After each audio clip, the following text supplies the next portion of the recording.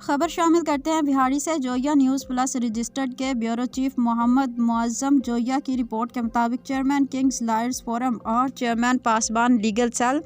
Chaudhary Mohammad Azam Kamboh advocate high court के birthday तकरीब Gymkhana club बिहाड़ी में मुनाकिद हुई, जिसमें शफकत गफ्फार जोया, एडवोकेट मियाँ जहांगीर बुराना, एडवोकेट उमैर जफ़र जिंदरान, एडवोकेट अमीन ज़िया, मंजूर अहमद मित्रो, डॉक्टर मोहम्मद मुअज्जम गफ्फार जोया, हुज़ैफ़ा शफकत गफ्फार जोया, राना हारिस इब्रार जोया, हसनैन इब्रार जोया, मोहम्मद फैज़ान सादिक जोया, मियाँ ज़िशान, मियाँ राशिद, मियाँ फैज़ान ने शिरकत की और मुख्तलिफ तोहफ़े पेश किए और सालगिरह के मुबारकबाद दी और नेक ख्वाहिशात का इजहार किया।